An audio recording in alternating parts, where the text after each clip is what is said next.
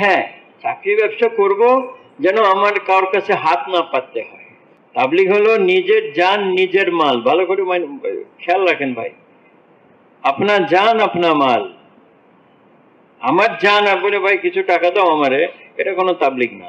আমাদের কুরাইশি মরহুম পাকিস্তানের, উনি বহুত মানে বড় খানদানের লোক ছিলেন, বহুত মালদার ছিলেন, কায়েদে আজমের সাথে তার উঠা বসা হইতো। তো উনি মৌলানা ইলিয়াস সাহেব রহমতুল্লাহ রায় শুনলেন যে একজন মুরব্বী আছেন, বুজুর্গ আছেন, তো উনি কিছু টাকা নিয়ে গেলেন, টাকা দিলেন। মৌলানা ইলিয়াস সাহেব মধ্যে টাকার দিকে তাকায় না, বলে মৌলवी ले लो, ये हलाल रुपया है। মৌলানা ভাই হালাল টাকা নিয়ে নেন। তো বলেন দেখো, দুই কারণে আমি তোমার টাকা নিতে চাই। কি? এক কারণ হলো যে আমি যে কাজ করতেছি ওখান থেকে সরে এই টাকা কার কে মুস্তাহক, কাকে দিতে হবে এত সময় আমার নাই।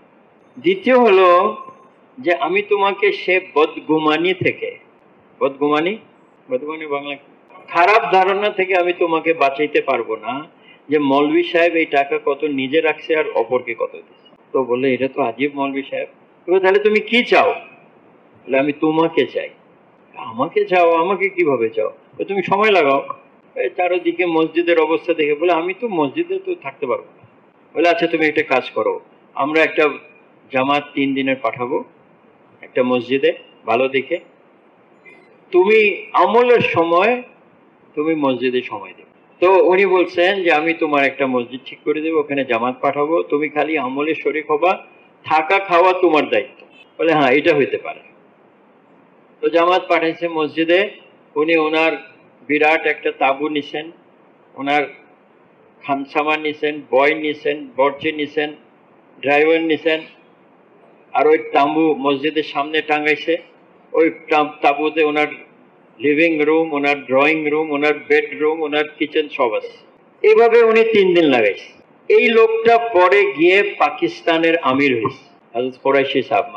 এই জন্য ভাই দোস্ত বুজুর্গ, আজকে আমরা সময় কোথায় লাগাইতেছি নিজে একটু হিসাব করে দেখেন, মাল কোথায় লাগাইতেছি একটু হিসাব করে দেখেন। সবচেয়ে বড় ভুল ধারণা হলো মাল আমার, জান আমার। কি ভাই, মাল আপনার? কে দিছে?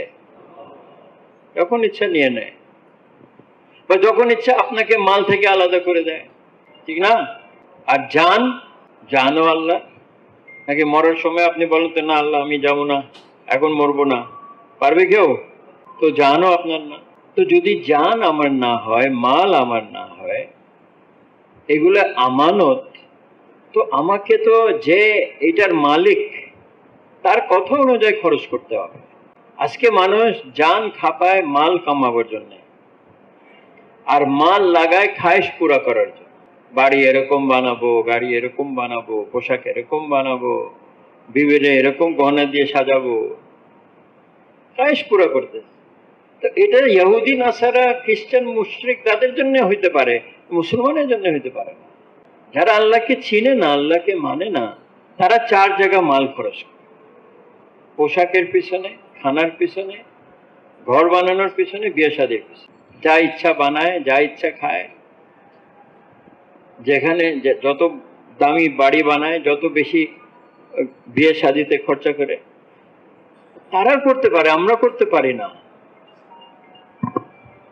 ভাই সাহাবাদের খানা সাদা সিধা ছিল, পোশাক সাদা সিধা ছিল, ঘর বাড়ি সাদা সিধা ছিল, বিয়ে শাদী সাদা সিধা ছিল। তো মাল কোথায় লাগাইতেন? ফি সাবিলিল্লাহ, আল্লাহর রাস্তায় লাগাইতেন। আর যখন আল্লাহর রাস্তা থেকে ফিরতেন তো দেখতেন যে মদিনাতে দিন শিখতে আসতে বহুত লোক, তাদেরকে দিনের বেলা তো দিন শিখাইতেন মসজিদে, রাত্রে নিজে নিজের বাসায় নিয়ে যেতেন। তাদের খানা, তাদের থাকা, তাদের পোশাক সব সাহাবারা বড়। আর কোথায় খরচ করতেন? গরিব দুঃখীদের পিছনে। তারপরে কোথায় খরচ করতেন? বিবি বাচ্চাদের পিছনে।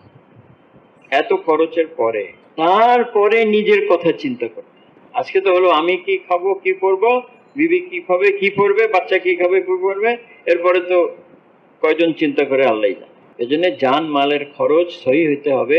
আর এটা আল্লাহ রাস্তা না বের হলে এটা বুঝে আসবে না। দাওয়াতের কাজ যারা করবে প্রয়োজনীয় ইলম দিয়ে আল্লাহ তাআলা তাদের দ্বারা কাজ নেবেন, প্রয়োজনীয় যোগ্যতা দিয়ে আল্লাহ তাআলা কাজ নেবেন।